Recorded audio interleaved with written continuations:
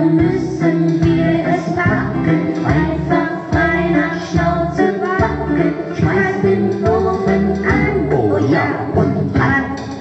In der Weihnachtsbäckerei gibt es manche Leckerei.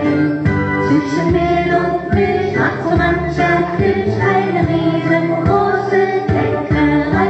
In der Weihnachtsbäckerei, in der Weihnachtsbäckerei. Brauchen wir nicht Schokolade, Honig, Nüsse und Zuckerwatte und ein bisschen Zimt. Das stimmt. Butter, Mehl und Milch verrühren, zwischendurch einmal probieren und dann kommt das Ei, das ist auch vorbei. In der Weihnachtsbäckerei gibt es manche Leckerei. Zwischen Mehl und Milch macht so manche Milch eine riesengroße Leckerei. In der Weihnachtsbäckerei, in der Weihnachtsbäckerei. Bitte mal zur Seite treten, denn wir brauchen Platz zum Kneten.